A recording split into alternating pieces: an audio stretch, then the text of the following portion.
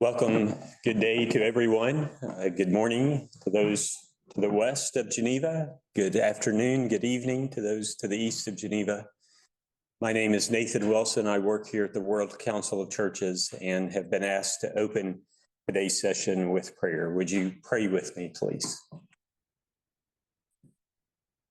Holy One, who we know by different names and in different ways, thank you for today.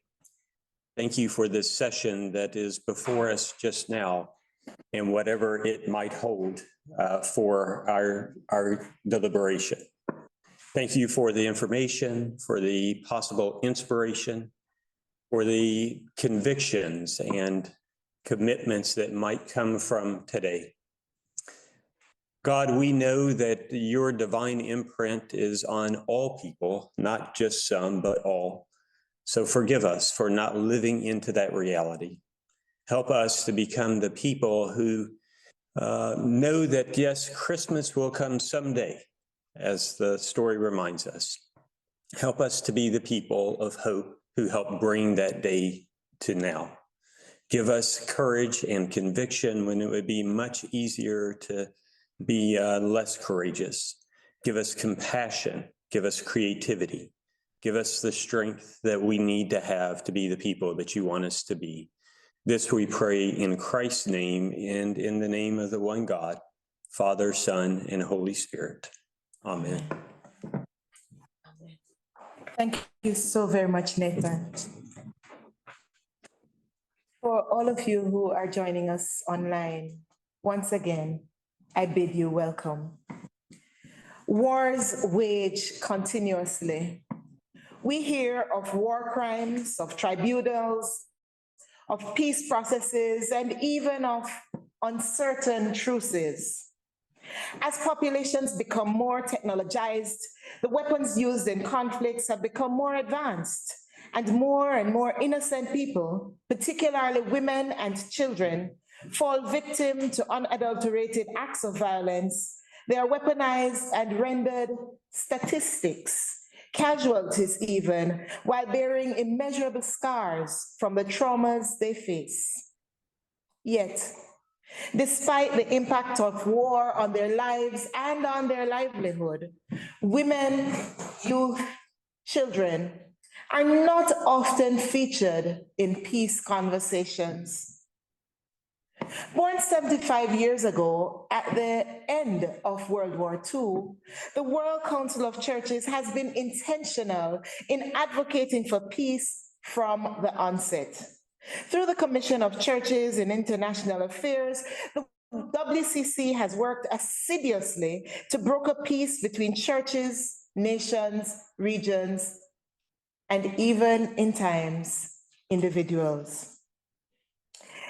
This has included challenging the humanitarian work of others in peace processes and standing up to the principalities and powers, because we understand that we are a people of peace, as called by the one who invites us into fellowship.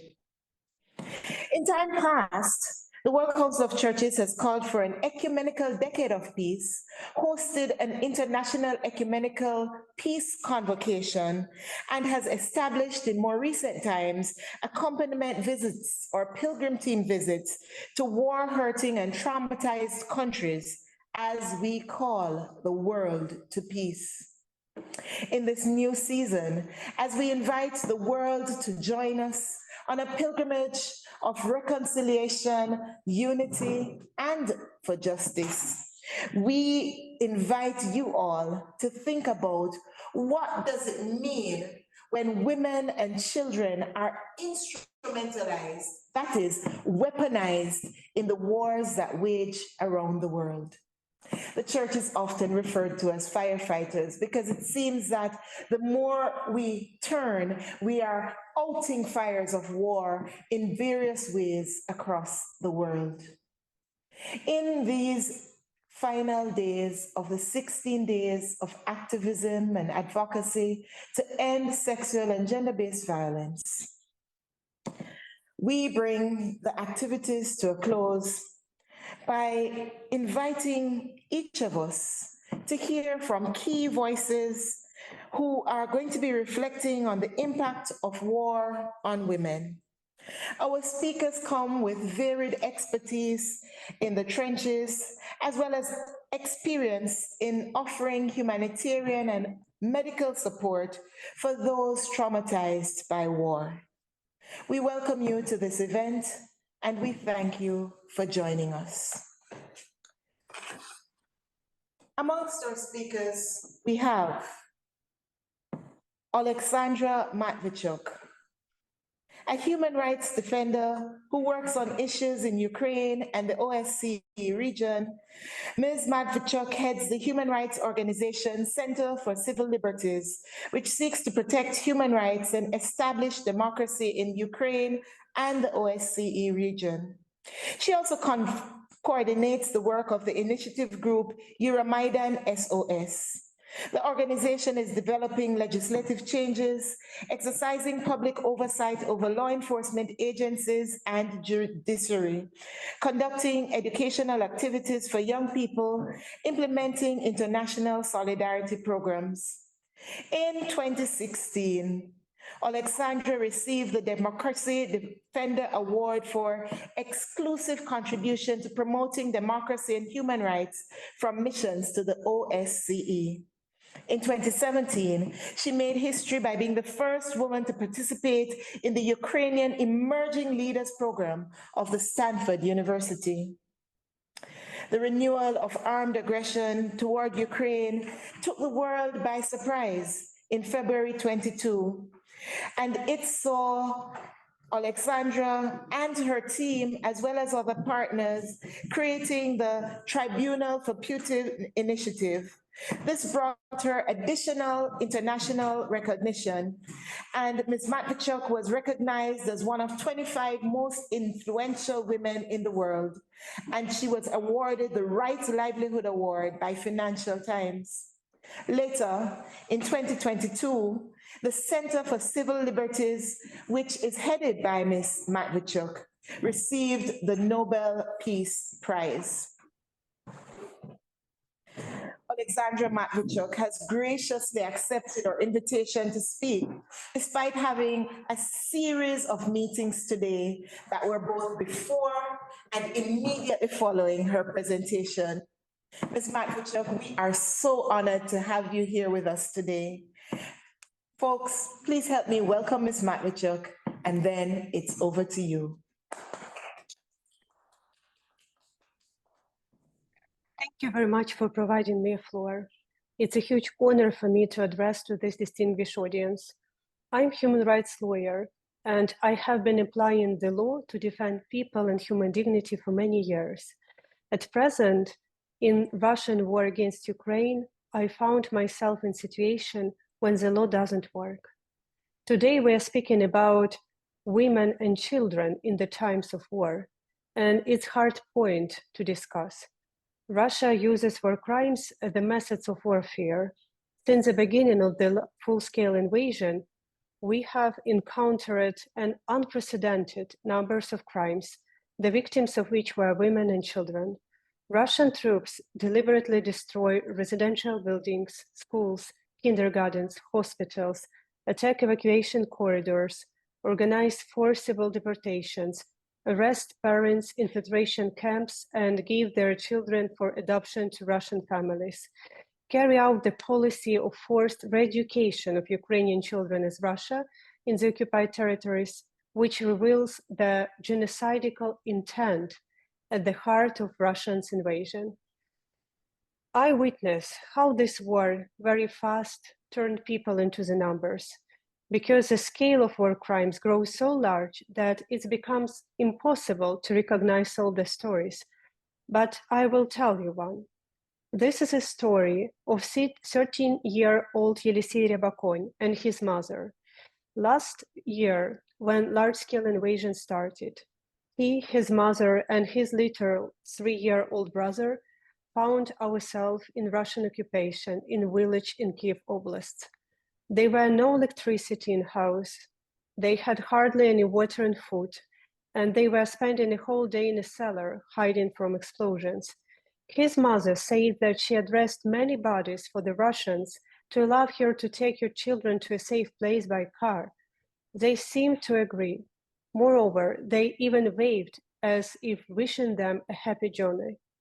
Nevertheless, when the family was leaving the village, the Russian military opened fire on civilian cars in which there were women and children. The cars stopped and people from them began to fall out onto the field. Yelisei was among those who died. The Russian forces survived people to come back. At first, his mother wasn't allowed to take her son's bodies. Similarly, the Russians didn't allow burying the dead in the cemetery. The boy was buried in the garden near the house. And the only thing left to his mother were her son's cup, stretched by shrapnels, and his white t-shirt, with they had put on his jacket to show that civilians were driving. So it's one of the many stories which we documented. Now in our joint Tribunal for Putin database, we have more than 57,000 of such stories, and 57,000 only for the time from last year. It's a huge amount, but this is only a tip of iceberg. We saw the tactics which weaponizing women and children in the occupied territory deliberately. And probably I will focus on such type of war crimes as sexual violence, because sexual violence is not just the most hidden crime, it's also an instrument how through concrete individuals, Russians try to destroy the entire community in order to break people's resistance and save the control over the occupied territories. How it's work? It's like a technology. The survivors of sexual violence feel shame. Their families and neighbors feel guilt because they can't stop it. And other members of community feel fear. And this mixture of feelings, shame, guilt, and fear, they decrease the strength of social networks among community and decrease the potential of community to take even non-violence resistance. So probably I will stop on the point that something which we face in Ukraine, unfortunately, is widespread in the globe, because I know that my human rights colleagues in Afghanistan faced with the same situation. People in Iran, people in Syria, in Sudan, in Myanmar, they also trying to fight for human rights and human dignity in the circumstances when the law doesn't work. And I think that we have to unite our efforts to stop this brutal practice. And in order to do it, we have to work on international system of peace and security, because it's not working. It's not protecting people from the authoritarianism. This system is not protecting people from the aggressive wars. And this is us, people who want to live in peace, a responsibility to make this system work, to start a cardinal reform of this system, and bring justice to all people around the globe who suffered from the war crimes. Thank you very much. Thank you so very much, Ms. Matviichuk. Heartbreaking. Human rights, human dignity. It makes us wonder at times, where is our understanding of Imago Dei, us being made in God's likeness and image? What does it mean when we demonize the other so much to the point where we seek to demoralize the other, where we're willing to break another through rape, through bloodshed, all in the name of war and power? I note that you spoke about forced movement of people, forced education, genocide, bearing witness to one child's story that could be replicative of so many others. We heard you speak about coercion, trickery, and cold-blooded murder of civilians, often referred to as collateral damage. And as you spoke, I was reminded of Rees, the mother of Saul's children, who at the end of war, when her children were left in the sun to rot, fasted for days until King David did the right thing and saw to their honest and proper burial. Siblings, we have heard. And though Ms. Matviichuk needs to leave shortly, she has afforded us some time for us to respond to her speech. Do we have questions for her? Do we have comments? The floor is open. If you're in the chat, I invite you to raise your hand and Marcelo will indicate to you when you're to speak. And for those of us gathered in the room, you are also welcome to just indicate and I will call on you.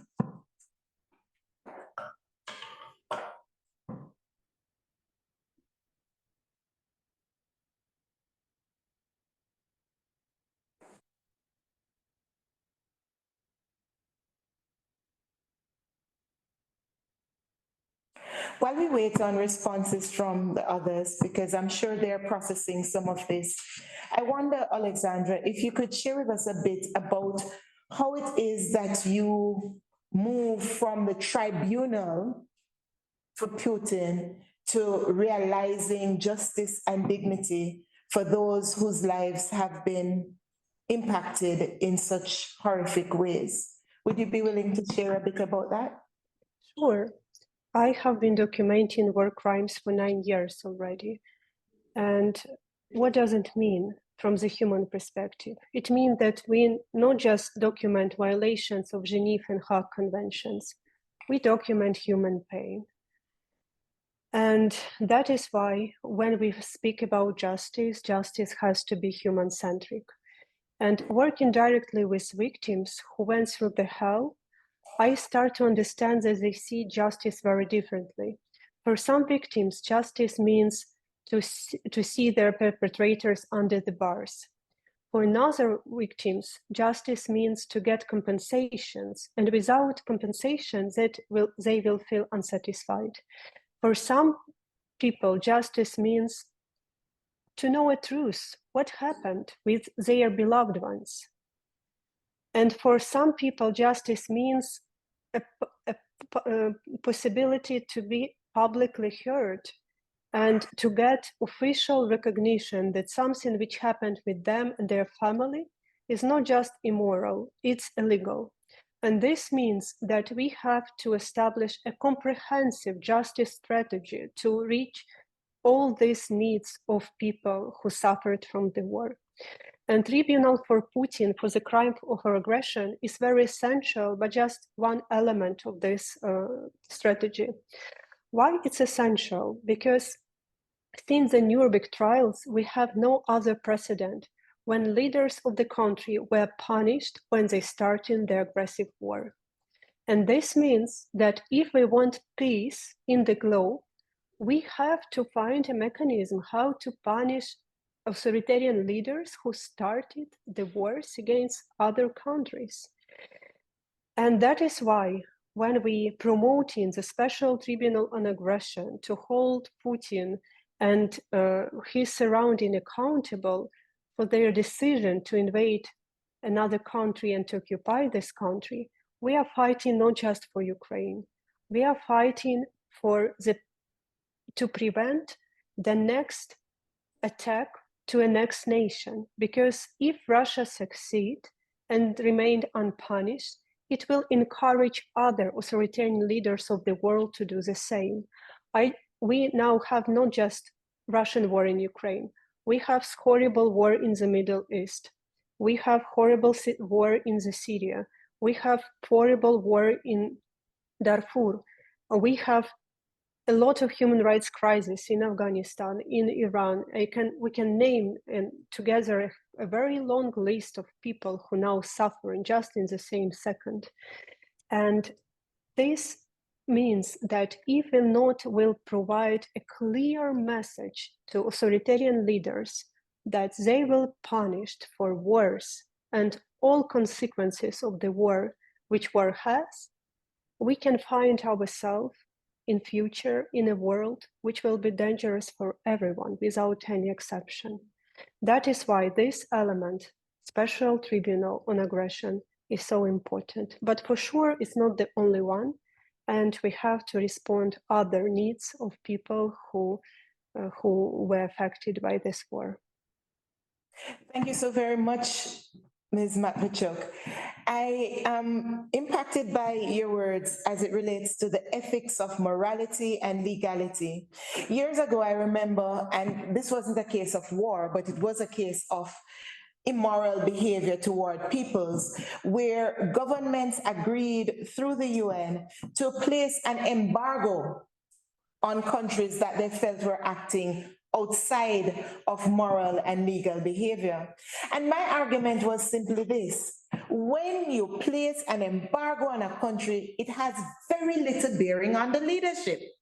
It instead impacts the poorest of the poor, because it is those people who are dispossessed and displaced in the midst of whatever it is that is being withheld from them. So I think I would like to agree with you that when we are able to see pure and provable cases of aggression, immorality, illegal behavior, there is need for us to go to the source, to the person who is leading a country or a group of persons, and to therefore hold them accountable. I'm also drawn mentally to 2 Samuel 11, verse 1, where it says, at the time when kings went to war.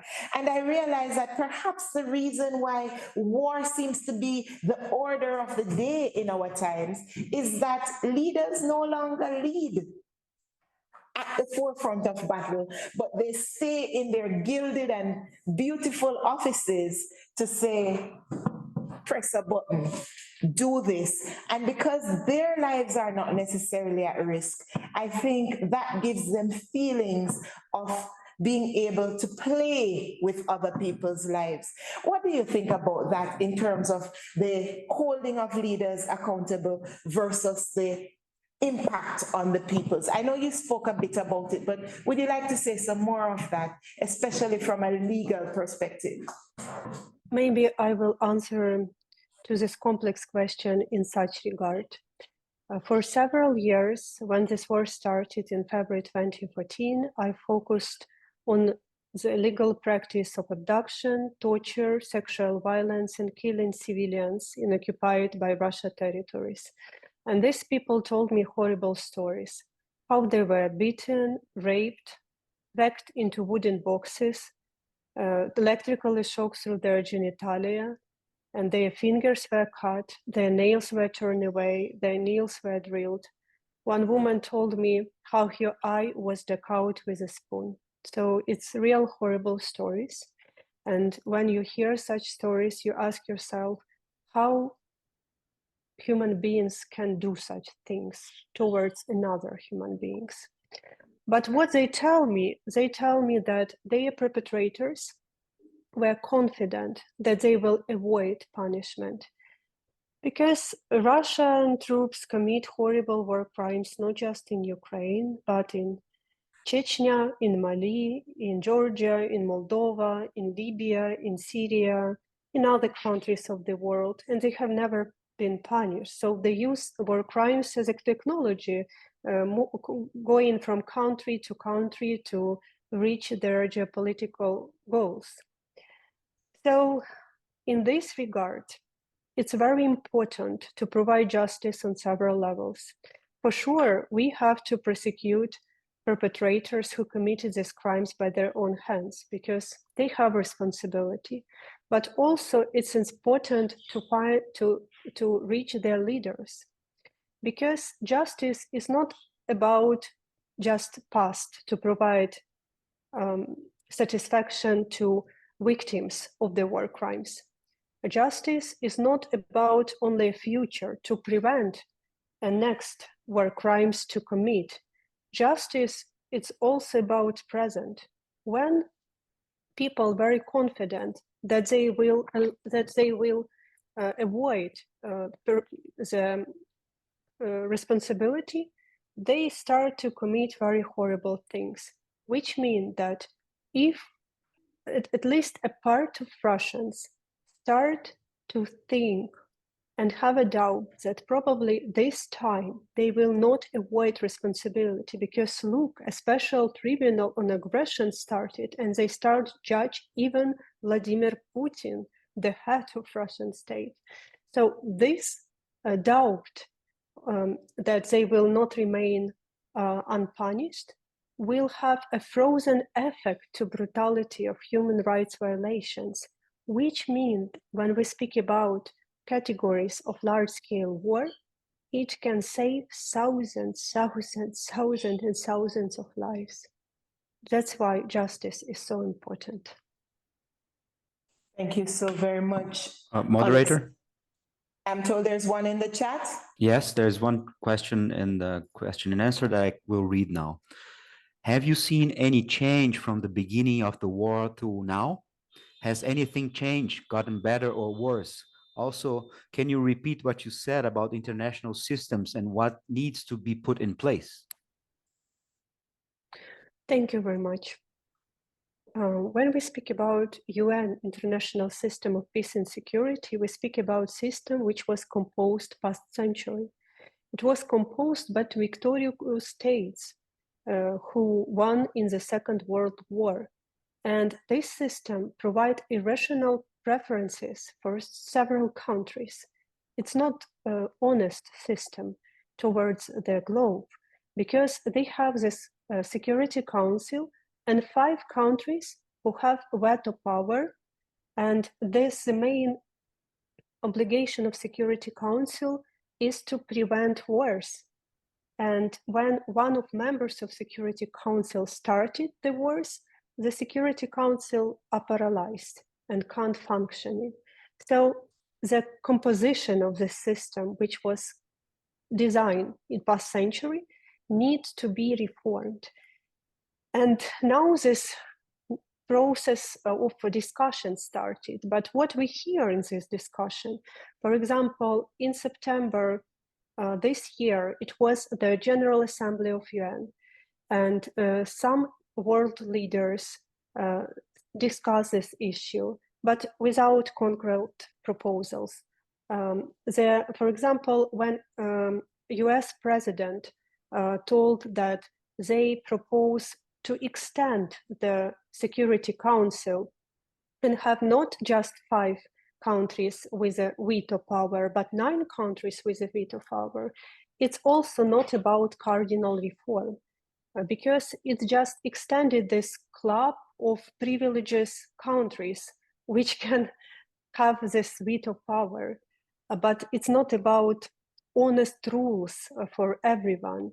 And I do believe that we have to start a cardinal reform of UN system, which is based not on the size of the country, not on the GDP of the country, but on human rights and values, because life of each person matter, because life of each person have equal value and precious. Thank you so very much, Oleksandra. Marcelo, if I'm not mistaken, there are 3 other questions in the chat. Yes, the next one will be from Dorcas, and she just texted me saying that Oleksandra just replied to the main point just now. So the next one is from Ivars Kupsis. I don't know, Ivars, you want to ask the question directly? You want me to read it out loud? Sure. I can ask the question. Thanks, Marcelo.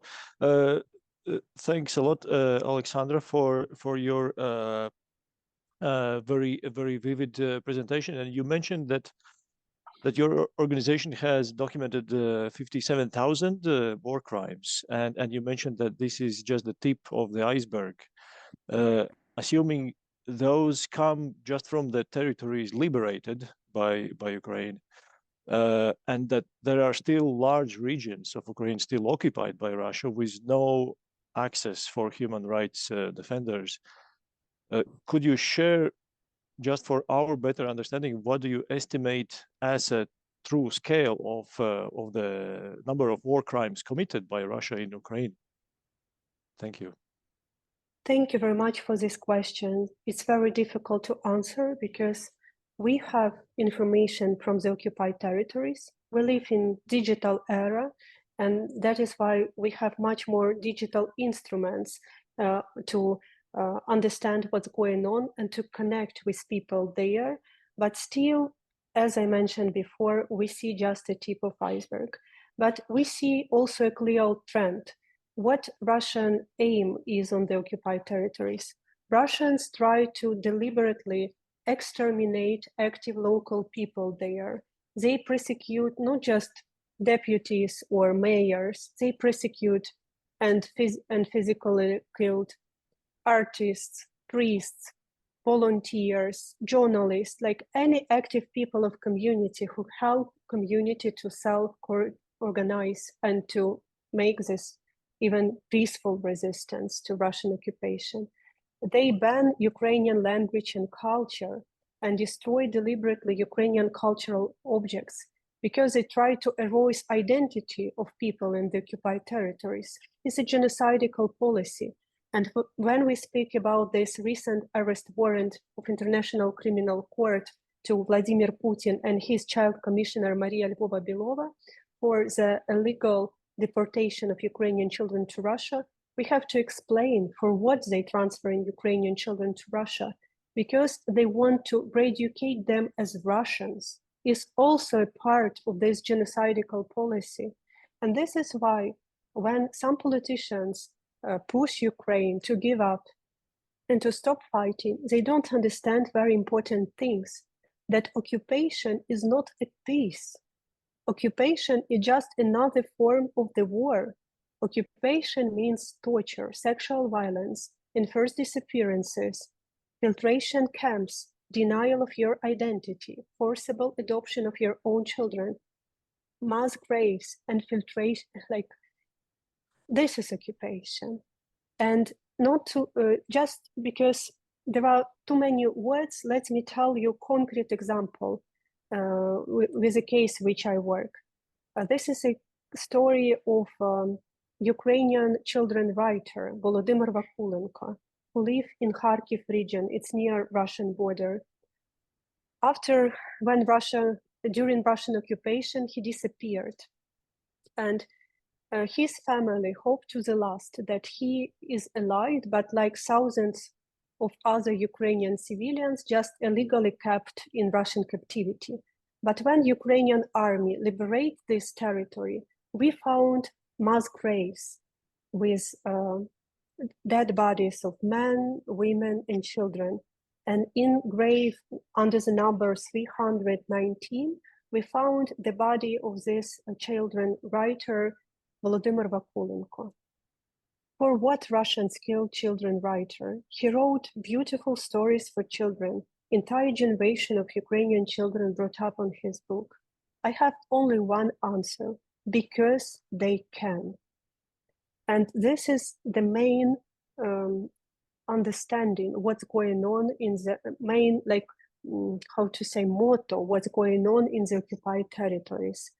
Russians do whatever they want there because they can, because people who live in gray zone, in occupied territories, they have no tools how to protect their lives, their freedoms, their property, and their beloved ones. And that is why we can't let these people alone who torture and death under Russian occupation. And the claim of politicians to stop resistance and just to give up part of territory to Russia, it's not just wrong because Putin will not stop, he will go further. It's immoral. Thank you so very much.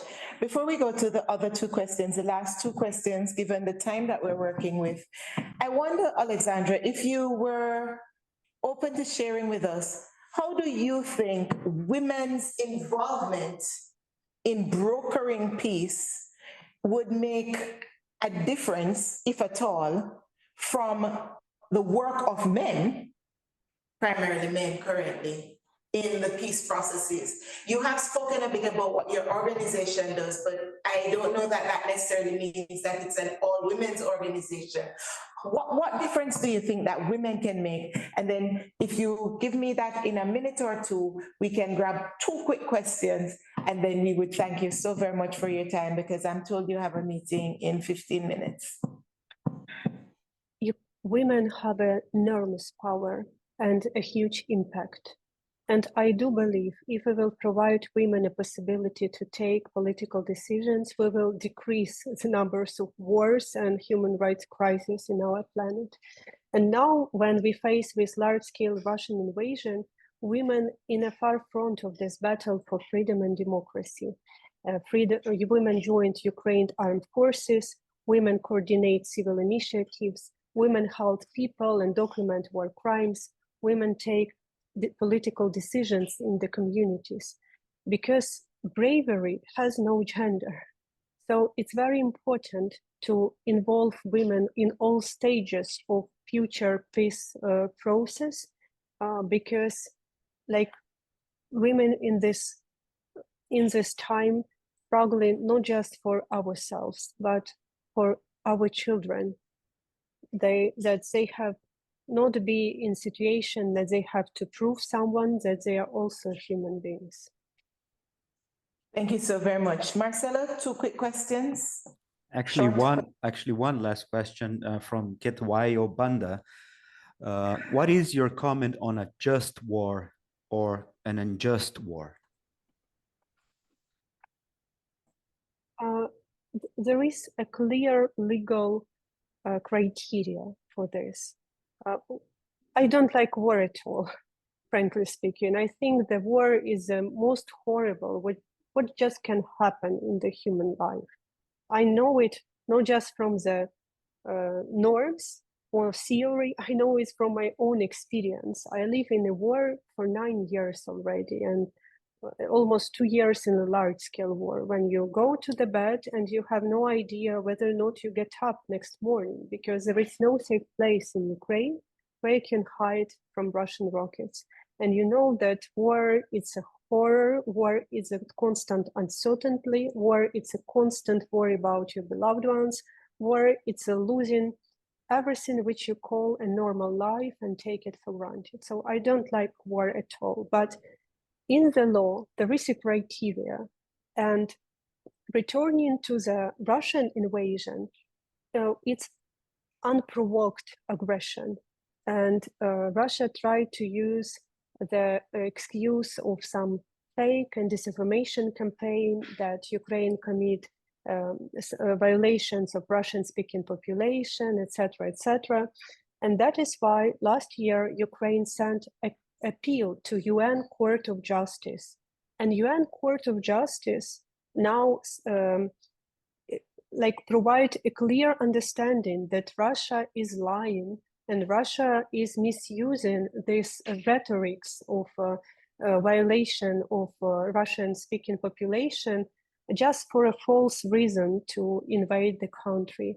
But the problem is that Russia ignores all decisions of international organizations, even UN Court of Justice, because last year UN Court of Justice obliged Russia to withdraw Russian troops from Ukraine, but Russia didn't stop.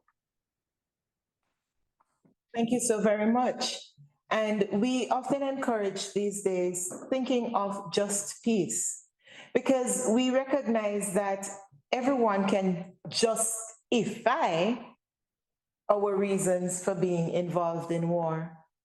But in the quest for justice, in the quest for human dignity, in the quest for human agency, we seek the way of Christ, just peace.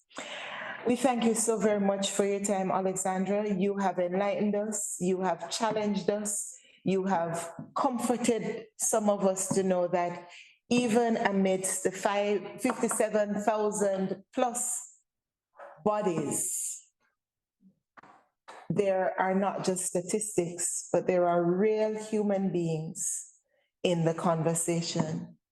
There is no wonder in any of our minds for the reason behind your organization, being selected for the Nobel Peace Prize.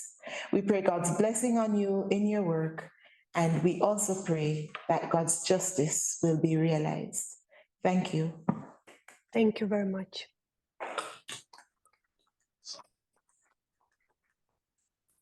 Unfortunately, Ms. Matviichuk will be leaving us very shortly, or probably has already left.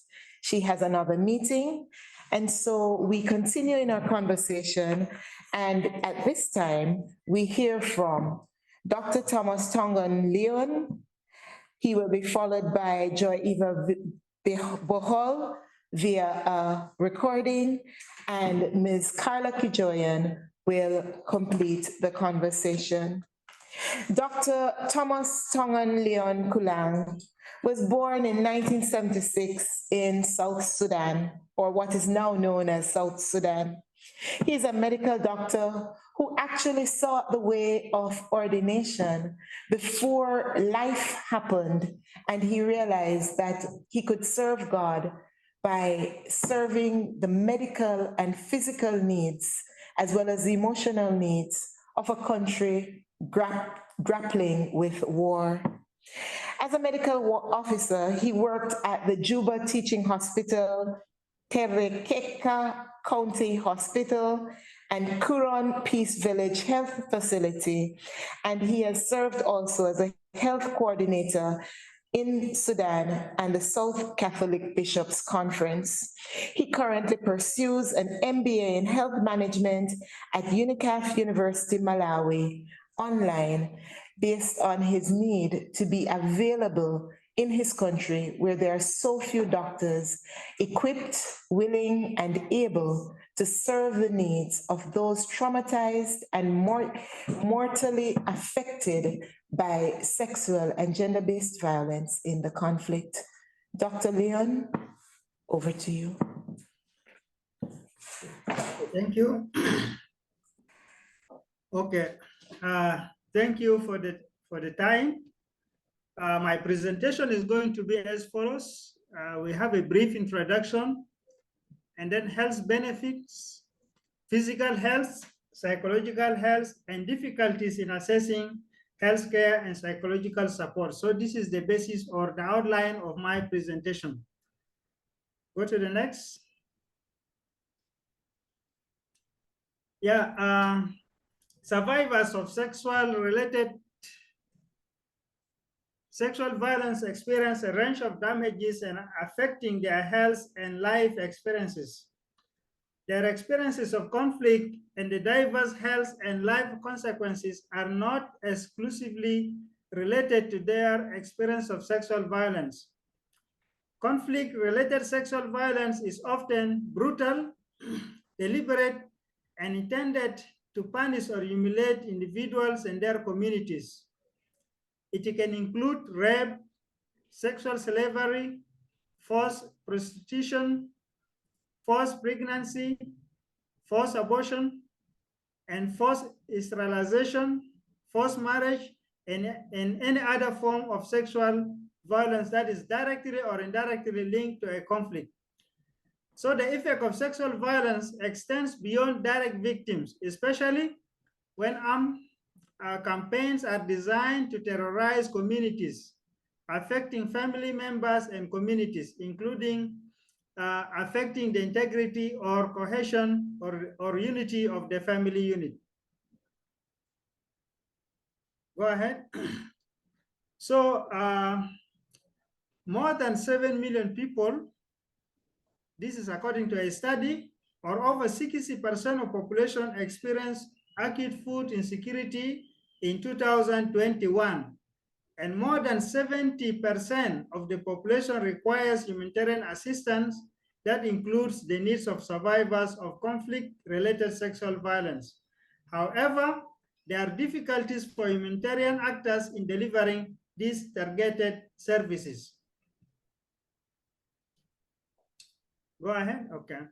So talking on health effects that are affecting women and girls in South Sudan, they experience physical damage and trauma arising from sexual violence, or stroke conflict-related sexual violence. Survivors can't access medical care due to limited resources or infrastructures and economic and social barriers. So here, there are two health effects discussed. One is physical health and psychological health. In physical health, survivors of rape and other forms of sexual violence experience immediate and long-term physical injuries and face the prospect of being at risk of contracting sexually transmitted diseases. Though data is limited, common physical injuries reported by medical professionals include the following. There is genital and rectal injuries, including traumatic tears and fistula, pelvic pain and dysfunction. Sexually transmitted infections are high, especially HIV, and then other sexual transmitted infections like gonorrhea, syphilis. These are all the survivors or the survivors can be affected. And then also foreign objects in sexually assaulted survivors. So sometimes the doctors find foreign objects in a person being sexually assaulted by perpetrators. So in women who are pregnant, or so when the pregnant women are raped, so this may result into miscarriages, pregnancy complications, and sometimes infertility due to damaged uterus. So all these medical problems, these cases all require medical and surgical interventions as soon as possible. Go ahead. Psychological health. So when we talk of the psychological effects of sexual violence in the situation of conflict, these tend to be confounded, given that violence of a sexual nature is rarely isolated from other traumatic experiences, including witnessing attacks and killings, having one's life disrupted by forced displacement, and often also caused by broken relationship with partners and social stigma in communities. Here also data is limited. The medical professionals noted some psychological trauma manifested as secondary social effects. So this presentation may also be caused by other causes that can, by some other causes also. But mostly for those who are also sexually, but for those who have sexual violence, these are some of the manifestations like acute stress, depression, anxiety, emotional numbing, sexual dysfunction, and post-traumatic stress disorder. So these are some of the things that may be shown for those who are sexually sexual violence. So here are some survivors' experiences. Many survivors of violence, including sexual violence, find it hard to lead meaningful life. So they lost hope. Others report that recurrence of stress and anxiety when they hear certain sounds associated with their experience, or how certain colors, smells, and damages work as triggers and take them back to the moments of violation. Another survivor shared how she did not like it when she sat in a gathering and people spoke at the same time with a lot of noise. She said it disorganized her, referring to how her thoughts and composure were scattered, and it reminded her of the chaos present during the time of her experience. Go ahead. Difficulties in assessing healthcare and psychological support. Survivors of conflict-related sexual violence in South Sudan require healthcare and psychological support despite the poor situation of health services in the country. Noted difficulties in accessing healthcare and psychological support are as follows. One, there is limited infrastructure and basic services to support the large number of survivors of sexual and gender-based violence and conflict-related sexual violence. Two, there are very few practicing professionals, very few people, the doctors, the social workers. Number three, there is fear among the survivors that it will lead to or contribute to public knowledge of sexual violence, and that this could badly impact the woman's livelihood and income generating capacity, given the risk that their husbands may abandon them, or that predictions for dowry income may be reduced in the case of unmarried women. Perpetrators not brought to justice, and this is the main cause of the fear, that if they report to the hospital, now the perpetrators may come and punish them. And so thank you very much for listening. Thank you so very much, Dr. Leone. You have given us a very vivid picture of the impact of war, particularly the sexual impact in conflict-riddled situations. You noted the issue of women not necessarily being willing to come forward, and I can imagine that has both physical and emotional impacts. And I wondered, is this somehow a case of women therefore bearing the brunt of the shame of other people's acts of violence? Because what I'm hearing from you sounds as though these women and children and boys and men even are forced in situations of sexual abuse.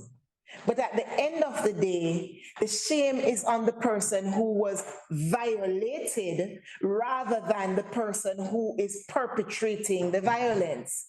Can you say a little bit more about that? And do you have proposals for us on how it is that the society and perhaps the church may accompany these persons in situations of trauma and perhaps even change the way that survivors are looked upon, particularly as there is sometimes need for very specific health care that can only be received if the survivors were to come forward?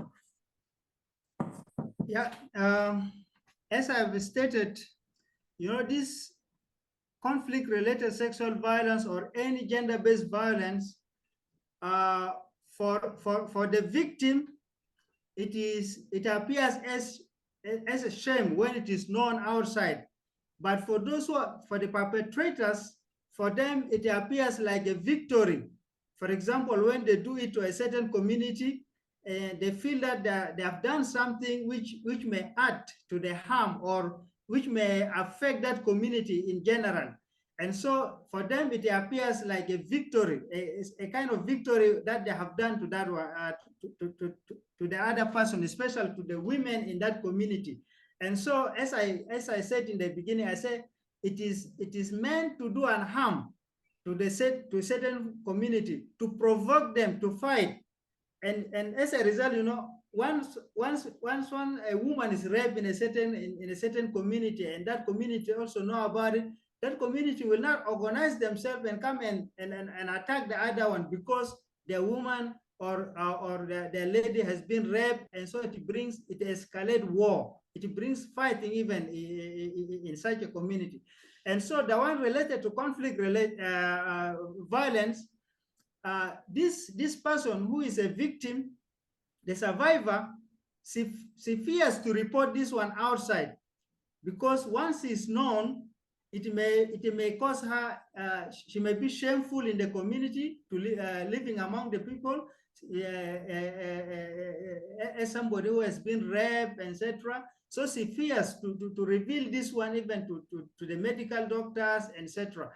And so for my part here, or for what we are thinking here as a church or as a medical personnel, we really need to encourage such kind of persons to come outside, not to hide themselves, but to come outside because of the consequences of this rape, which might be she may construct some diseases, etc. So there's no need for her to hide or to remain silent, but to come forward so that she can be helped medically. She can be screened, and then she can get the medical and psychological support that she may be in need. And so our plan, or the plan should be, my recommendation is that as a church in South Sudan, we need to come up with a trauma healing center, a center to help people who are being sexually or to support the survivors of sexually related conflicts or any other conflicts that are there, so that at least we can help them come up. At the moment, the church is still organizing itself to come in one place so that at least they can address such kind of situation that we have, especially this country is coming out of war, and we have many traumatized people. People are traumatized because of the war, and so including the those who have been sexually abused during the time of war, and then other reasons and then the other survivors. So in this situation, as the church, we really need to come. We need to come forward and have a psychosocial center so that it can help this kind of situation. Because many people, they come to church, they come to pray, and so during this time, you can encourage them to share their experiences. And so once they have shared, they really need to be helped, not just somebody to share something and then to be left like that. It is not enough. So my recommendation here is we need to come up as a church here, and then to have a psychosocial center so that we can help people who have been traumatized during this war. Thank you. Thank you very much, Dr. Leone. Once again, we thank you for your input. We move on to hear from Ms. Joy Eva Bohal, who has not been able to join us in person or online, but has sent a video. And she is a former program executive for youth engagement at the World Council of Churches in Geneva, Switzerland. She currently serves as a regional migration specialist for Europe with the United Methodist Committee on Relief, which is the humanitarian arm of the United Methodist Church. She also serves part-time with the Church's Commission for Migrants in Europe. Originally from the Philippines, Joiva has worked with and on behalf of young people in different countries, including Colombia, the United States, and South Korea, prior to her time with the World Council of Churches. She holds a degree in journalism from the University of the Philippines. Tired, hungry. Children were crying in the sun. No food, no water. These after crossing a sea of 20 kilometers from Turkey to Greece. Then suddenly a group of 5 masked men with their faces covered with balaclavas took the group on board a vessel of the Hellenic Coast Guard. The refugees were made to crouch down. One by one, the men forced them to stand up and undress in front of everyone else. And those who fought back were threatened and beaten. Their clothes were cut off and ripped apart, while the men shouted at them, "Are you going to come back to Greece?" And that same year in 2021, 2 women crossed the Evros River which is between Greece and Turkey. They reached a small Greek border town by foot, and they wanted to apply for asylum. But the pair were soon detained by Greek police. A policewoman searched their genitals as 3 other policemen watched. The point was to humiliate us. These are accounts, testimonies from an investigative report of Al Jazeera on the 3rd of November this year, detailing the horror stories of 15 refugees that they described who described the abuse, forced undressing, and invasive genital searches during alleged pushbacks at the EU borders. Similar reports of abuse were shared by the individuals and organizations that I encountered during my visit in the island of Lesbos and in Athens in Greece last November. Activists said that majority of these stories, or majority of the people crossing the borders who experience such violence and abuse, are women and children, including unaccompanied minors. To date, there are more than 17,000 refugees and migrants on the Aegean Islands, Lesbos, Chios, Samos, and other small islands, and by the Evros River. And so far this year, 2,563 people are estimated by the UNHCR to have lost their lives in the Mediterranean Sea. At the same time, European borders are secured, or rather shut off, by several thousand kilometers of fence.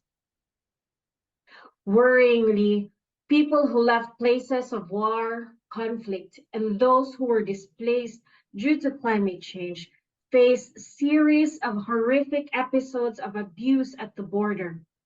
And women and children are the most vulnerable in these situations.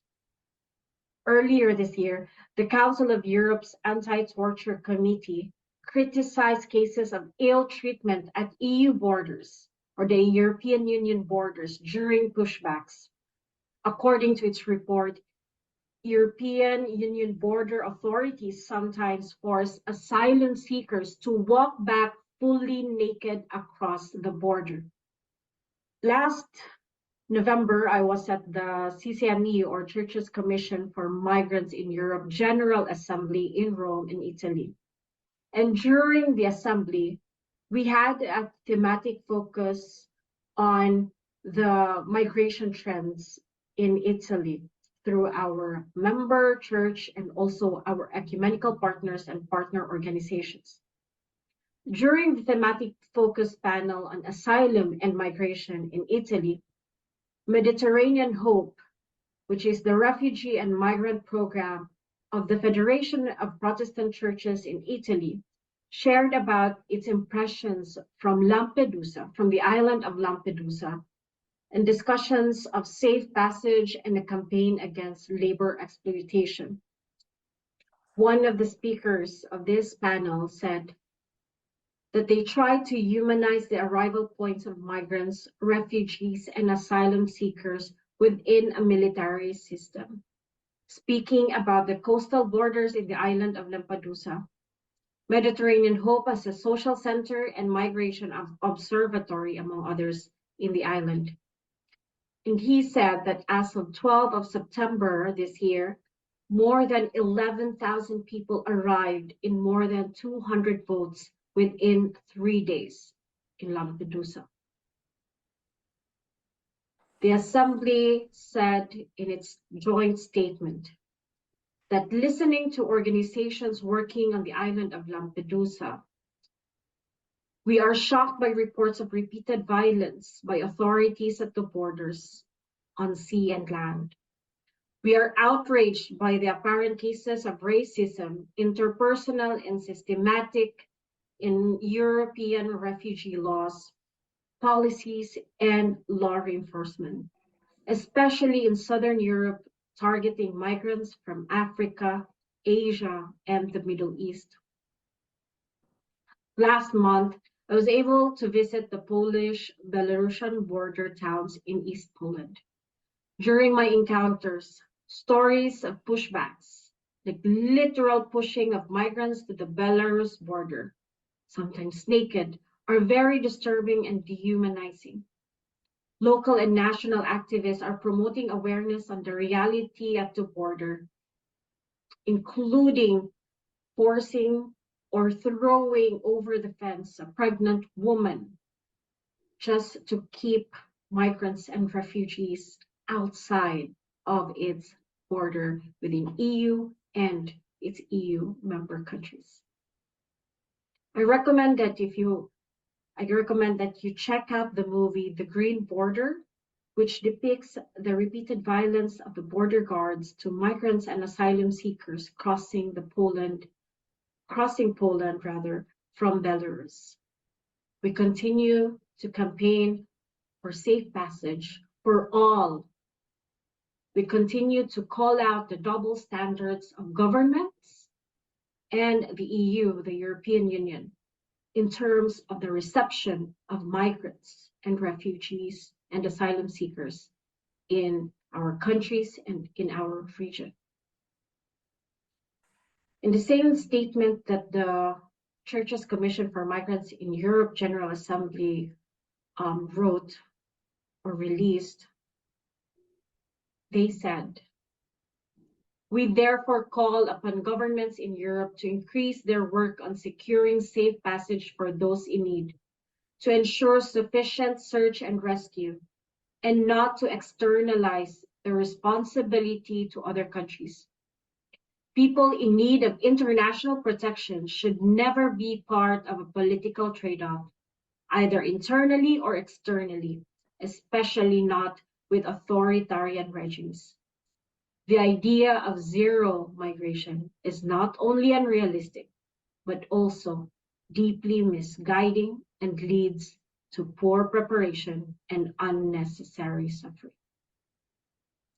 Thank you for listening, and let's continue to strive even harder to address these issues of violence against women and girls in areas of conflict and war.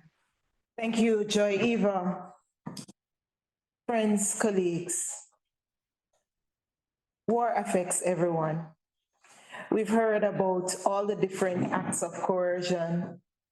We've heard about the sexual impact. We've heard about the effect on migrants who are seeking asylum and the sexual violence involved. The implications for women cannot be diminished. We've spoken about Europe, we've spoken of Africa, and most people are aware that the Middle East is these days most famous for conflicts, if nothing else. And so my colleague, Carla Kijoyan, comes to us now to speak with us from her perspective as a witness, as a survivor, and as a humanitarian support person. With 14 years of professional experience in peace building through interreligious diplomacy, sustainable peace, post-conflict intervention, conflict prevention, social justice, social cohesion, mediation, interreligious dialogue, and cooperation, Carla Kijoyan, Program Executive at the World Council of Churches, leads multilateral projects focusing on education, development, and dialogue for social cohesion in the Middle East. Armenian from Beirut by birth, a former World Student Christian Fellowship Middle East member, Lebanese Interfaith and Ecumenical Forums. Carla was also a Lebanese Red Cross volunteer during the war. Carla, please join us and share with us your views on whether or not there is need to place specific focus on women as we think about just peace. Thank you very much, Nicole. Thank you, everyone. Speaking about weaponizing women, I want first to highlight some forms or aspects of women's role in the war. And one role that we did not mention, but that is there, is combat role, because sometimes women do fight and they do act as soldiers, although that challenges the traditional gender roles. But we did see this happening with the Kurdish women fighting against ISIS, both in Iraq and in Syria, as well as with the Armenian women fighting in Nagorno-Karabakh very recently. Second form is symbolic use, and that is when women are used for propaganda purposes, and especially focusing on their victimization to rally support or demonize the enemy. So if we see the news or if we look at the magazines today speaking about war, whether in Gaza or in Ukraine, we rarely see men pictures. Well, we always see women killed, women begging for food, women suffering, women crying, etc. And this is another form of using women for propaganda during war. Third form would be strategic non-combat roles for espionage. So if you read the history of the war between Israel and Egypt or Israel and Lebanon, most famous spies were women. Or for recruitment, and this is what ISIS did in Europe, using women to recruit other women or to give them as spouses for ISIS fighters. Another form is terrorism and suicide bombings, and because women are less likely to be suspected or searched, a lot of the time, in many occasions, they are used as human bombs or suicide bombings. And the last form is the form that already many colleagues and friends spoke about, and that is the sexual violence, which is a real weapon during war because it terrorizes, it demoralizes, and it destabilizes communities and has really long-term effects. I want to give one case study, and that is the case of the Yazidi women in Iraq and Syria. We all were following what happened when ISIS invaded Iraq in 2014. And actually, the women were abducted, thousands of women, and until today, 2,000 women are still missing, but already the world community forgot about them because we get busy with so many new wars and realities coming up. And these abducted women mostly were used as sexual slaves because they are considered as non-believers, and they were offered to ISIS fighters both in Iraq and in Syria. But what is the impact of this on the Yazidi community? The trauma actually destabilized, whether it was psychological, social, or cultural impact, because even those who survived and they returned, they faced stigma and struggled with reintegration. So their own communities, because of cultural and traditional issues, were refusing to reintegrate them into the society. And this is not to mention those who came back with children as a result of the rape by ISIS fighters. So these women had either to abandon the children or to live with a child that they did not really wish for, and that reminds them of their own suffering. What the religious leadership within the Yazidi community did, which was a good example, is to install a religious ritual in order to encourage the community to accept these women again in the community. So the Baba Sheikh said he will rebaptize those women who survived from ISIS, and by rebaptizing them, then they are able to reintegrate the society. And this really helped the community to accept these women again. Another example is the current war in Gaza and women. So out of 16,000 Palestinians who were killed, more than 5,000 are women, and another 7,000 are children. And here we ask ourselves, who is really Israel fighting? Is it Hamas or is it the Palestinians? So women are left vulnerable under attacks because most of the men, they go to fight and then the women stay. So they are the ones who are in homes, in the demolished homes, in the streets. Their roles are reversed because they are the ones who have to take care of the families, to provide food, security, protection for the children, etc., etc. And then they end up losing husbands and sons, and then this has long-term consequences on the social level. So speaking about the impacts, we have the psychological trauma, immediate and long-term. We have physical health consequences like my friend already spoke about. We have social stigmatization and rejection and isolation of these women. Breakdown of communities and family structures, either because women were abused or because there is no husband or no son, etc. Intergenerational trauma. So I am actually the 4th generation of Armenian.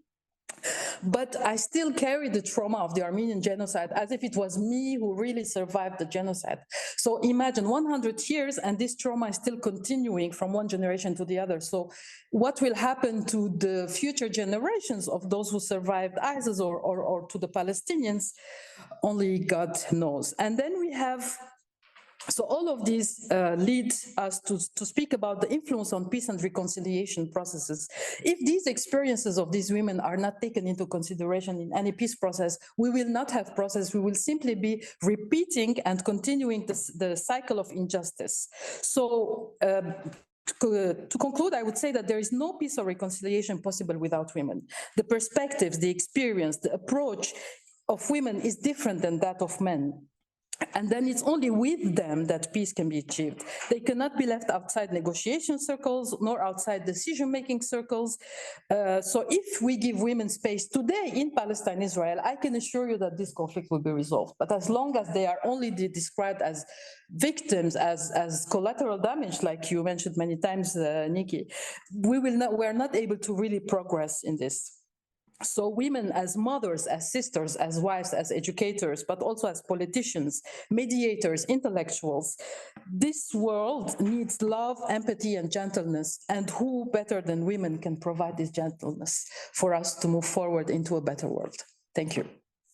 Thank you so very much, Carla. So I was impacted by numbers. So I've heard 7 million. And my good calculators may do some of the math. I am not that good at math on a rush.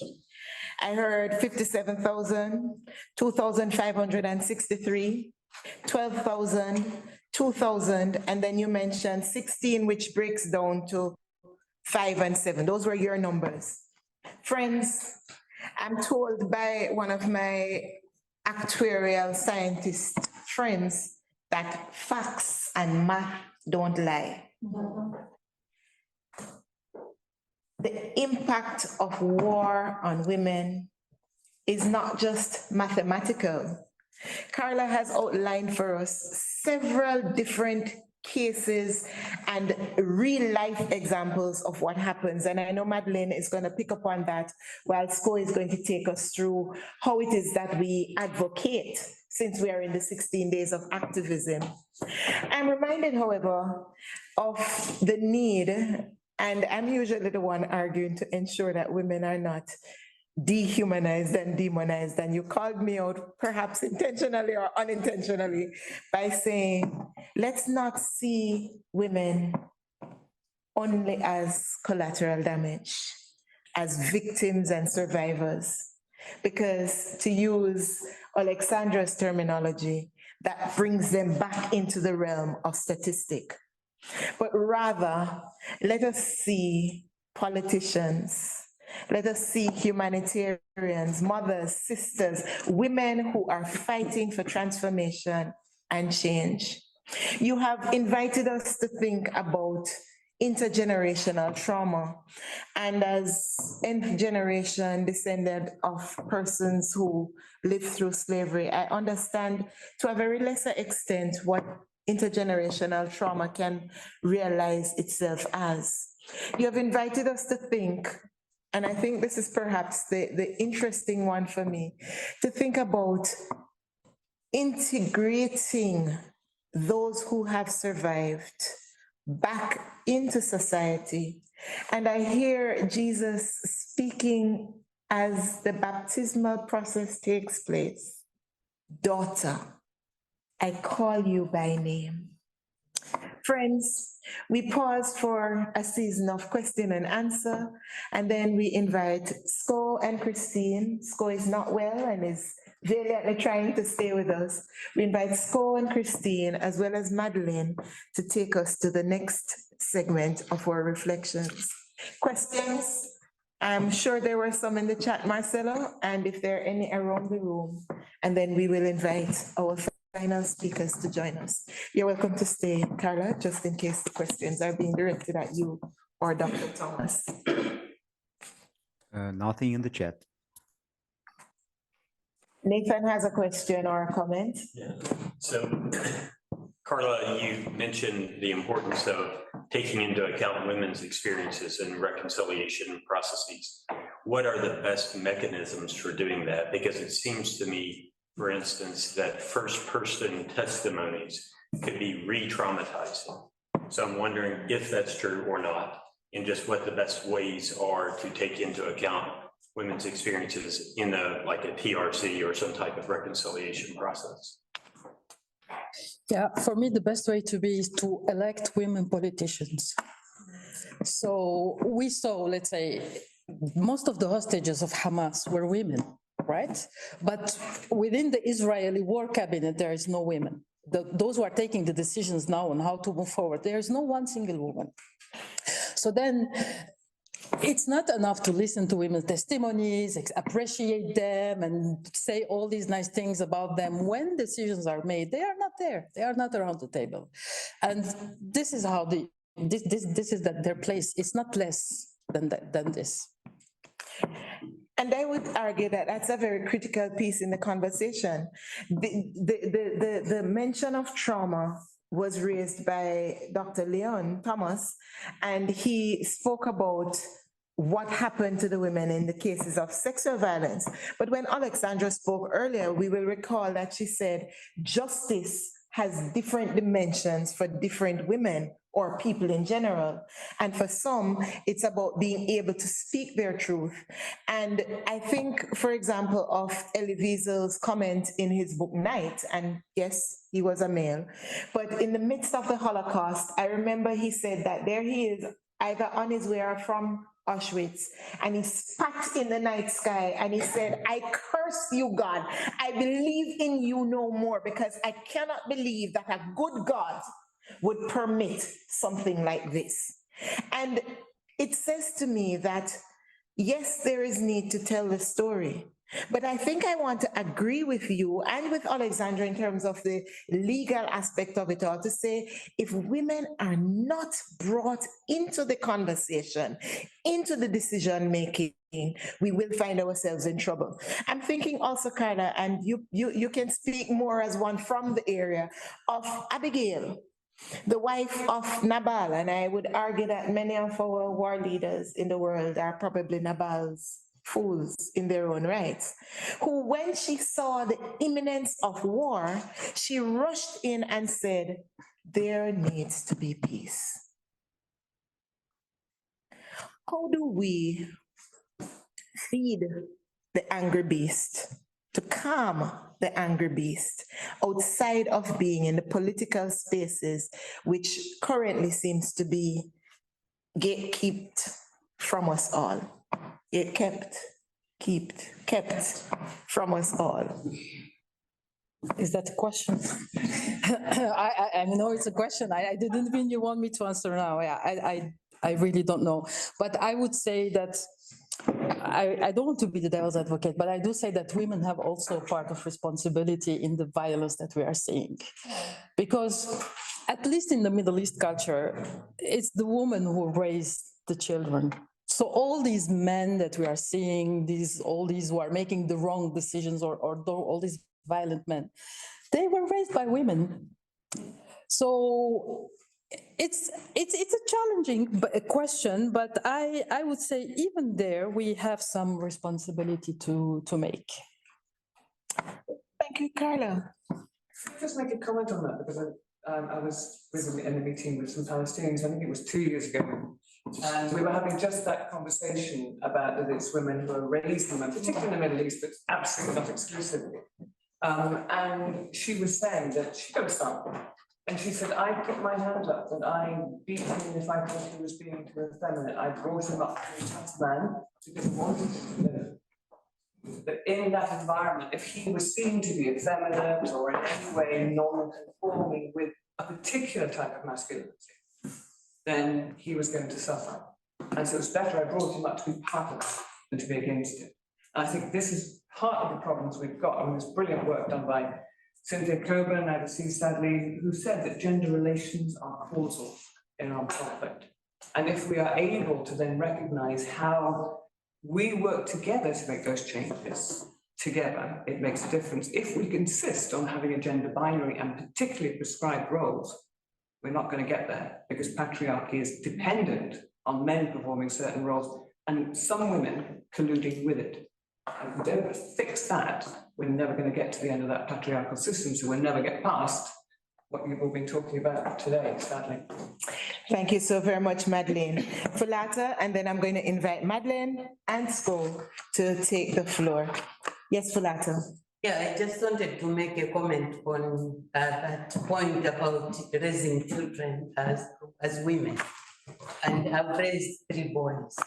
And most of the times, I instilled in them the feminist ethical perspectives and understandings. But always they would look for men to influence their behavior.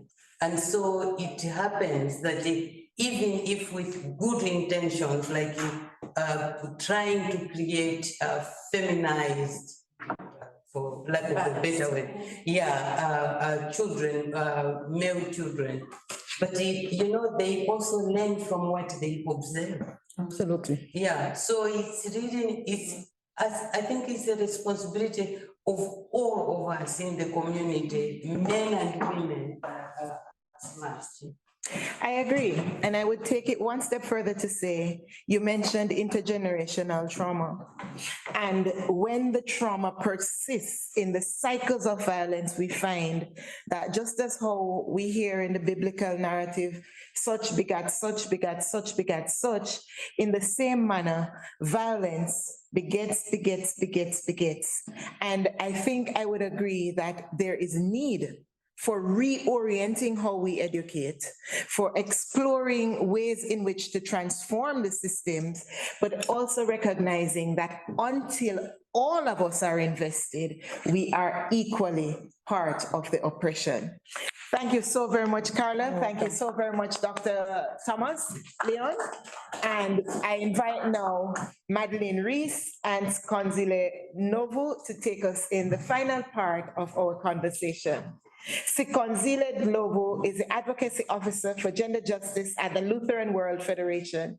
She leads LWF's gender justice advocacy work from the Geneva offices, providing support to LWF member churches and country programs, identifying entry points for advocacy from local to global, as well as holding accountability spaces for them in terms of their advocacy journey.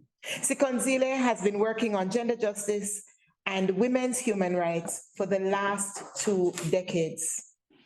Madeleine Rees, Order of the British Empire. Don't mention it. I like to call her Dame Madeleine. She teases me about it relentlessly. Is a British lawyer and currently serves as the Secretary General of the Women's International League for Peace and Freedom.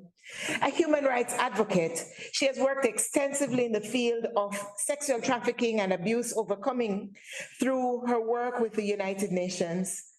Rees has helped to expose human rights abuses related to the sex trade in Bosnia and helped to establish rights for individuals under domestic law. Discrimination cases brought by Rees have been heard at both the European Court of Human Rights and the European Court of Justice in Luxembourg. Since rising to the office of Secretary General of the Women's International League for Peace and Freedom in 2010, Madeleine was appointed Officer of the Order of the British Empire, OBE, for services to human rights, particularly women's rights and international peace and security. Recently, Madeleine has been focusing a lot on issues related to war and the impact of war on women in conflict spaces. Sko and Madeleine, I welcome you. Thank you so much. I'll exchange seats with you so that you can.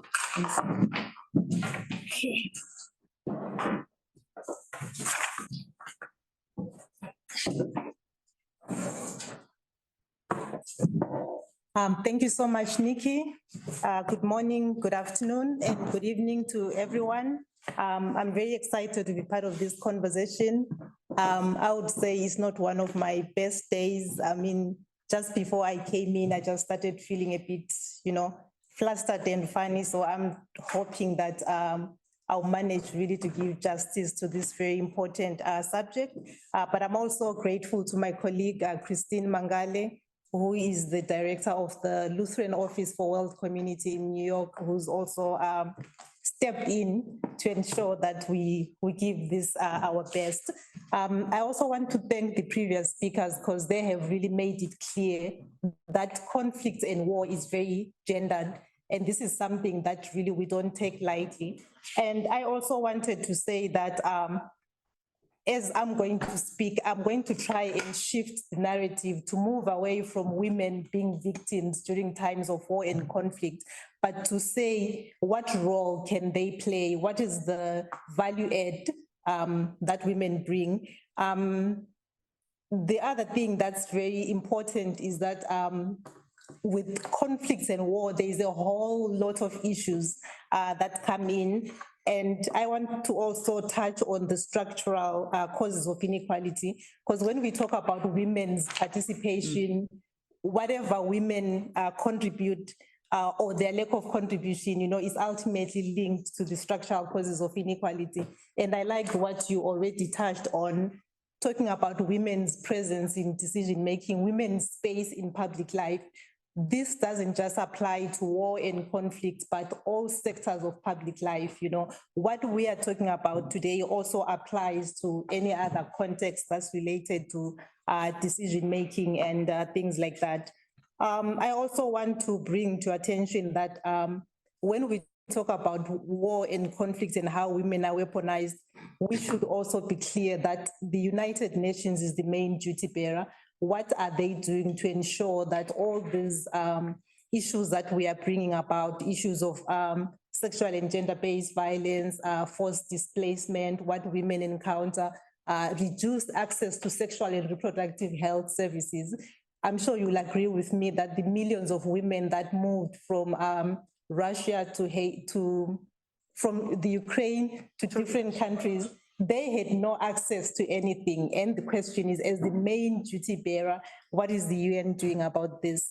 I've also been tasked with talking about Security Resolution 1325, and this is a global instrument that came into force in 2000, and it's often been called a landmark, development, because this instrument is one of the few that really acknowledge the disproportionate impact of armed conflict on women and girls. But at the same time, it calls for their meaningful inclusion in peace and security processes to prevent, mitigate, or resolve conflict. And it also calls on all actors to incorporate a gender perspective in all UN peace and security efforts. So this sort of brings together what we already have discussed in the last hour. And the 4 pillars that I just want to bring to attention is the question of participation in the war effort itself. Women in combat, somebody already mentioned that we have women represented in that space, or this is a space that's preserved for men. So that's why I say this subject really goes back to the very basics of gender equality, equal participation, equal access, and inclusion. And then there is the question of prevention. How are they really contributing to that space? And then the question of protection, talking about protection from sexual and gender-based violence and other issues around that space. And then the third one is the resolution and recovery, the potential role that women can play in the peace building process. And normally when these peace, I don't know what they are called,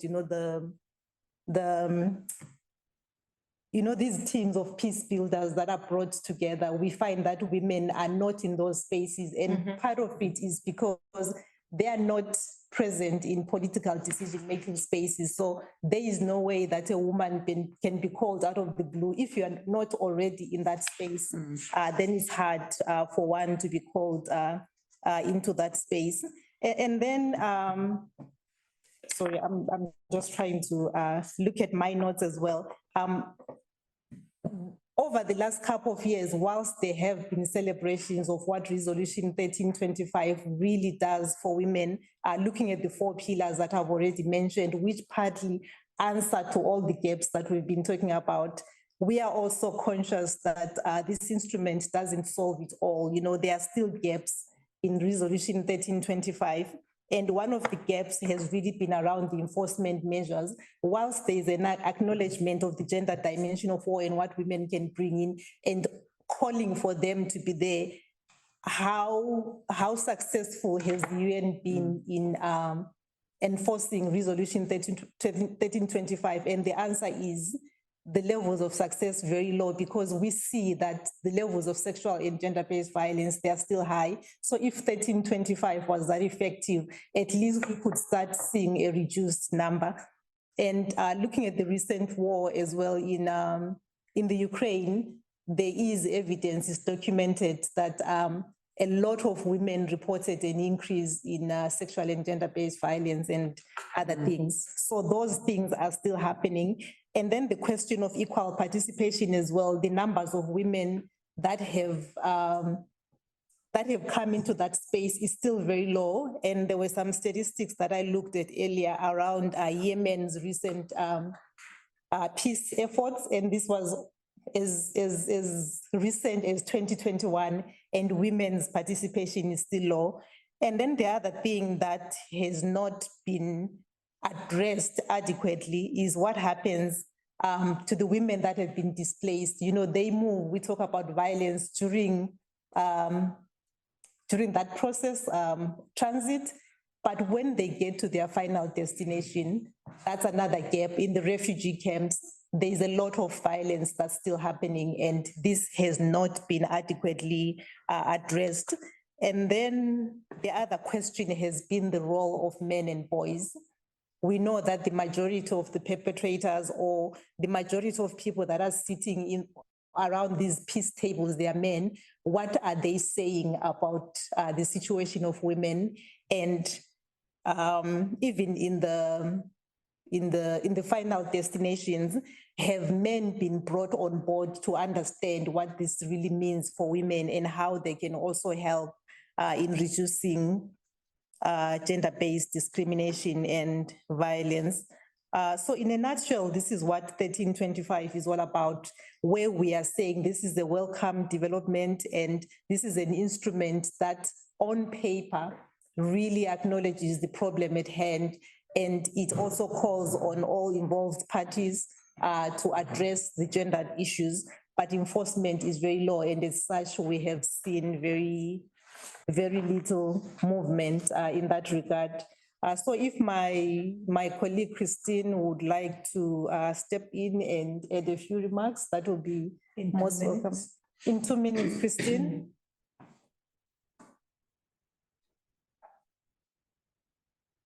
Thank you, Sko, and thank you everyone for this important gathering and sharing. I've just been here listening to all the powerful testimonies and presentations, and how important it is for us to come together and address this topic, especially during these 16 days. I will only add on one thing, and this is the power of working together in terms of gender justice work, and also when we're talking about women's inclusion. And I just wanted to highlight one thing in these few minutes that I have, that there's strength in numbers. In Kiswahili, we say umoja ni nguvu. Coming together, we can do more together and go far with our efforts. And so on 1325, I wanted to highlight that this past October here in New York at the United Nations, we as LWF and many other organizations joined an NGO working group on women, peace and security, open letter to the UN Security Council members. And this was during the open debate on women, peace and security. And so this letter, many of you may already be aware, was signed by 617 organizations. This goes on to show the importance of ensuring that we are urging governments who are the duty bearers of ensuring that they take action implementing Resolution 1325 and the following resolutions that they have passed, so that they can fulfill their commitments. And so just to highlight that the main focus was to urge action to realize the fundamental demands of 1325. This is in ensuring, as Sko was already sharing, the main pillars, women's full and equal and meaningful participation in peacemaking, because this is nearly 25 years later, and we see that member states pledge their support for this agenda, women, peace and security. However, we can see that, as many of you have already shared here, the attacks in conflict, we can see rising authoritarianism, militarism, and the backlash. And so, as it has already been pointed out, women participation in peace processes remain really, really low, and even decreasing in some instances. And so, when we joined together as civil society, we were asking for the UN and the UN Security Council to really uphold and protect these rights that have been fundamentally shaken. And as we have already heard from the wars that are ongoing, and ensuring that this is not just words or papers that are passed and put on the shelf, but actually it is implemented, whatever is passed. So just to highlight this, that patriarchal norms, as we all know and we have heard, are still pretty much in existence, but we have to continue demanding and calling for the full support and full and meaningful implementation. I think the key words here usually is full participation, equal representation, meaningful participation, and also safely, because we know the reprisals and attacks against women human rights defenders who have been at the forefront working on this. So just to say thank you for this space and this time, and the work continues, but we as faith-based actors join other civil society and other members, grassroots organizations, in ensuring that 1325 and its following resolutions are implemented. Thank you. Back to you. Thank you so very much, Christine. So friends, we are taught, we are being told, we are being admonished to use 1325 as a way of speaking to our governments and holding both the UN and our governments accountable. That's basically what it means when we talk about duty bearers. Madeleine, help us to figure out how we take this into the next level, and after which we'll invite Masiwa to join us with a theological reflection on it all. Like I know the answer, right? Can I just apologize for being late and just thank you? I'm sure I've missed an awful lot, but the last speakers were just amazing. So it's really lovely to hear from you. As someone's been working in the area of women, war, peace for decades, and you watch the news now, you see what's going on. And I don't know about you, but sometimes I think patriarchy has won. There we are. As it continues to devour our youth of hope, of our women and children and men being thrown into trenches to fight wars which are reminiscent of the First World War, you think, what have we done? But then you think that only a climate catastrophe is going to sort this out, and that's the only way we're going to finish it. But if we did that, we would just go home and give up. And I think what we need to do is think, I mean, listen to just the interventions made so far. There is so much knowledge out there of what needs to happen. So let's just think of what we've done. And I think we have to think long term. We have to get over our own self-importance. We have to do everything we can, but we're not going to fix it in one generation. There's intergenerational trauma we've heard. We've got to be able to think what we do now will have an impact in the future. If we can start doing the things keep doing the things we're doing, it will have a long-term impact, but we've got to be intelligent strategizing. And I think if we look what we've done and the trajectory we've had, I'm going to go back to Vienna, the Vienna Platform for Action, 1993, great women's rights, human rights, bit late, some would say, but there we are, we have human rights, aren't we lucky? And then we go to Beijing, which explained everything in the world, but with soft law.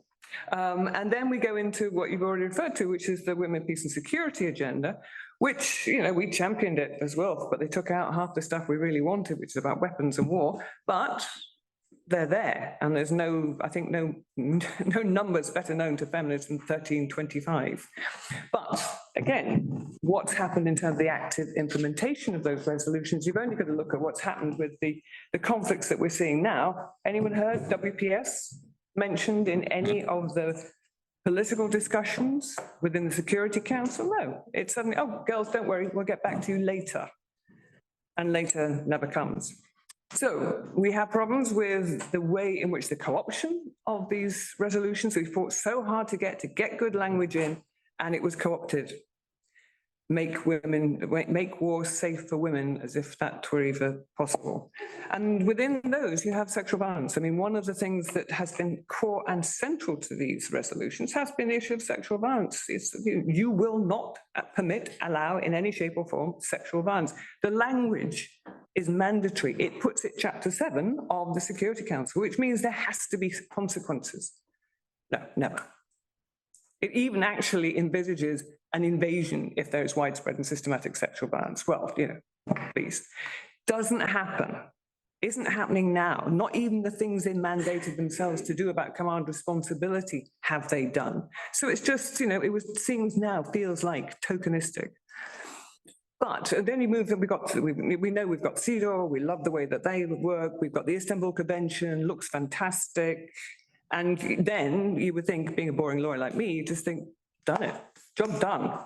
We've got everything we need in terms of law. We have structures which are in place in order to make sure that that law can work. But we know from everything we see around us and all the interventions we made today, it's not working. But why isn't it working? And I think, I don't know any of you have passion for trees, but I think the recent studies which are showing that trees actually share information from the underland through the mycelium. That's how they do it. They transfer information, and it needs that. That is what we need, that nurturing. Now, we have that nurturing in the feminist movement, the networks, we do. What we don't have is the nutrition. We have actually starved those brilliant resolutions, that fabulous areas of law and the structures that we've got, of that lifeblood to make it work. So when we look up and we see, okay, we've got these lovely things, you look down and there's sand. So what do we do about that sand? And that is where we really have to look at, where do we put our political economy analysis to make sure that we address social, economic, and cultural rights from a feminist gendered perspective, which puts money in right at the roots. It puts it into where women are in charge of social reproduction. It puts it into families so that you can have education, healthcare, decent employment, the things which are absolutely fundamental to community resilience against militarization and all of those things that go with that. So instead of everything being top down, I mean, I've worked in so many different countries where it's death by projects, have a bit of money, do a project. So there's a little thing there, and it doesn't work. Ticking boxes. Ticking boxes. And so it doesn't work. So instead of doing that real deep grassroots work, which will actually innovate, and change, we haven't done it. And that's where we have to think of moving money, of financing everything we need to have so that women can really participate. When you're saying they have to be in politics, they can't get to politics unless they've got equality in the home. And if we have a political economy which prevents that, we're not going to get there. Now, I think there's the thing about law is that it shows what we value, who you value, how you value it, and what you do as a consequence. And my big thing right now is that we have completely ignored, not all of us, but the world, if you like, has ignored the elephant in the room at all times. And that is, we have legitimized armed conflict. Exactly. We said in the Charter, never again, we're going to save future generations from the scourge of armed conflict. Well, no, we didn't mean it, clearly, because we left in place all the rules of international humanitarian law saying you can't do this, but in those circumstances, you can self-defense. And if in self-defense, you can do that because it's proportionate. So you can hit that, you can hit that, you can smash that. You can't smash that one, but you only smash it a little bit. You can kill these people, but not those. And the way that it is gendered is absolutely phenomenal. So women are worthy of protection, but basically protection as people who are pregnant. They're worthy of protection as reproducers. They are worthy of protection as weak and vulnerable. And that's international humanitarian law. It's written from the perspective of those who would prosecute war. It's there to protect the soldiers and the right of the state, whoever the state is, to do that. And once we have that... I want to interject here for a quick second, Madeleine, because you mentioned that buzzword for me that I was thinking about as you spoke, that war is a profit-making enterprise. This is the next bit. Massive. Because when I'm saying we don't give the nourishment we need for all the things that communities need, that humanity needs, which the planet needs, we're shifting it into weapons.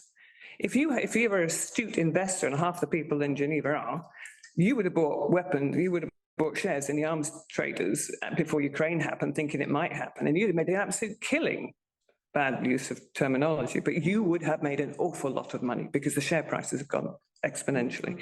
And it's the same all around. And they are the ones who are constantly now fueling conflict, because you make it, you use it, you buy another one, make it, use it, buy another one. Let's try it and test it in different scenarios.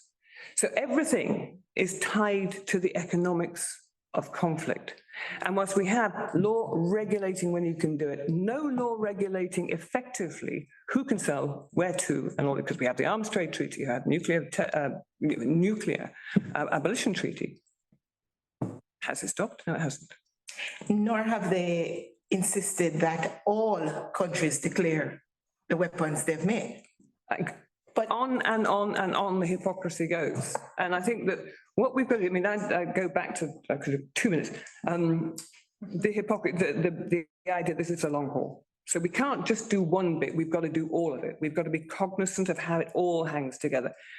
One thing about the validation of conflict as armed conflict as a way of resolving disputes is that it has created a gendered narrative. It gives power to men, it eulogizes the warrior, it gives them glory and honor, and we're back to the conversation about you have to bring up boys to be tough to do that, so they don't have agency anymore. So we're creating this horrible machine, the monster that has to be fed. And we do that, and it means that women are forever discriminated against until we pick up guns and do the same. And are we going to be as good as them? Probably, but do we want to be? Probably not. So park that and think what we do long term. And the organization, I'm very proud to be the Secretary General of, started in 1915, the oldest peace organization. So yeah, in for the long haul, 109 years old next year. And they said, they nailed it. They said, what are the root causes of conflict? And it's militarism as a way of thought.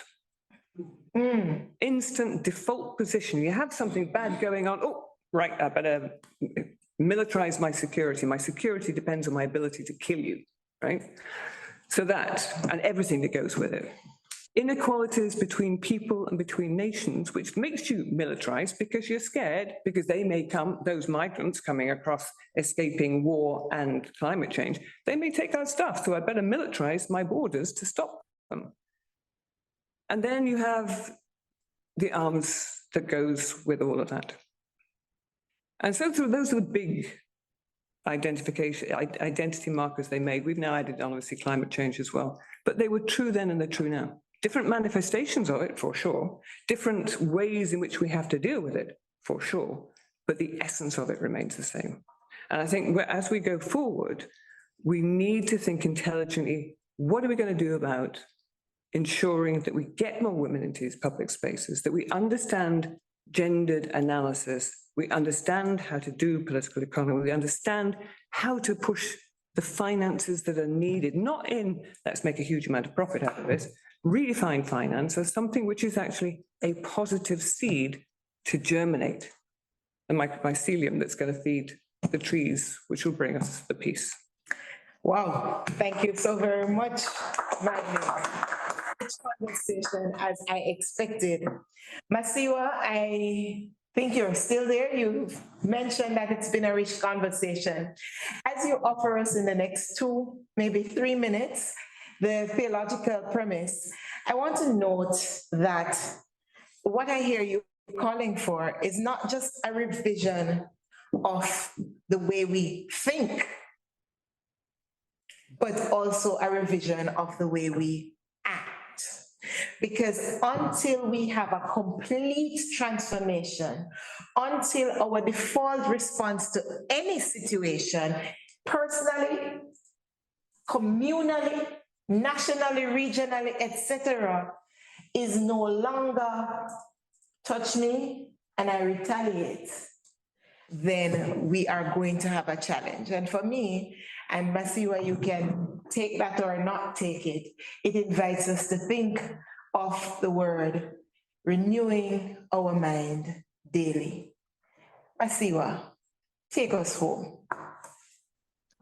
Thank you, Nikki, and thank you for all the speakers. This has been a richly rewarding session of listening, and I wish I was only going to be listening because this is how good it has been. But listening to all the speakers, it reminded me of the story of a young man who tries to cover up a hole that he had dug by digging a bigger hole. And so each time the smaller hole disappeared, a bigger one emerged. And I think this is a metaphor for the times that we're living in. Each time we try to cover up the sins of the past, we have committed even bigger sins to try and cover up the smaller ones maybe. But friends, listening to the conversation that has been happening today, may I take you back to the year 2001, when the WCC and other ecumenical partners declared a decade against or to overcome violence. And through that whole decade from 2001 to 2010, there were a lot of theological and soul-searching reflections in terms of the Christian commitment and response to violence. And this is not easy because, as we know, many religious traditions the world over are not entirely clean when it comes to violence, either because we have been complicit or we have been direct instigators. Through that whole decade, the WCC and others came to an understanding and a commitment on what they called the way of just peace, which resulted in a publication, an ecumenical call to just peace. And I want to quote briefly one of the things that emerged out of this in terms of the understanding of the way of for just peace. Just peace is a collective and dynamic yet grounded process of freeing human beings from fear and want, of overcoming enmity, discrimination and oppression, and of establishing conditions for just relationships that privilege the experience of the most vulnerable and respect the integrity of creation. Sisters and brothers, what this reminds me is a perfect world that is painted in Genesis chapter 1, verses 1 to chapter 2, verse 4a, in which the created universe and creatures are somewhat in a harmonious relationship with each other, feeding each other, feeding off each other, totally interdependent and peaceful. But this is introduced into the equation in Genesis chapters 2 and 3, and then eventually when murder and superiority become part of the equation as well. And we today are living the legacies of these injustices from the past. Allow me to challenge us this afternoon as I conclude. I could have said a bit more, but I'm trying to respect the 3 minutes. So here are the things that I think we might want to, and I've heard some of these things implied in the presentations today. Just peace can only become a global reality if it is realized at a local level. Faith actors need to come together to follow the way of just peace in their village, in their very small communities, and we know that it has a multiplier effect if it works at that very low level. I've heard others, this top-down idea is not working and possibly will not work. How about we begin to work from the grassroots? The way of just peace must not wait until there is outright violent conflicts and hostilities. The situation of latent hostilities or even seeming peace is already in need of the way of just peace. The time to act is now. Just peace must challenge all enablers of injustice and lack of peace, especially the systemic, economic, political, ecclesiological, theological, and historic structures without replicating their violent ways. Because this has been part of the challenge, that we think fire can only be put out by another fire. The third point, just peace is not a Christian doctrine. There is no need to convert people to Christianity.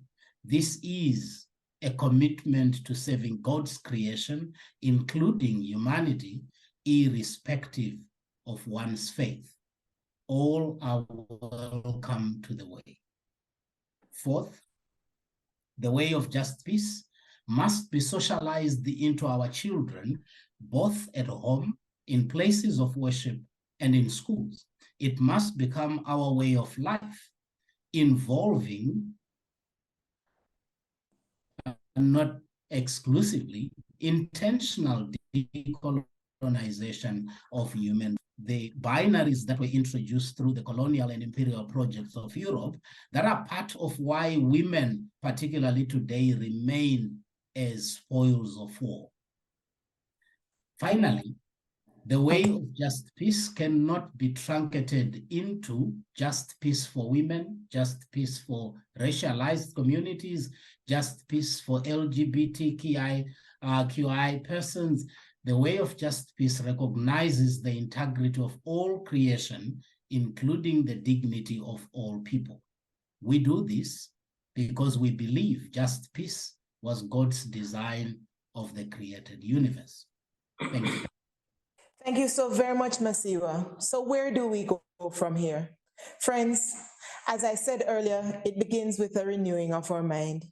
It begins with us deciding that we are going to be the first agents of change in our culture, in our homes, in our contexts.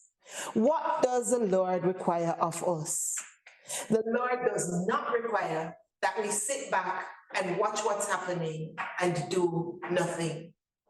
The change that the world needs in the way of just peace, the movement of inclusion of women in peace building and peacemaking has to begin with each of us.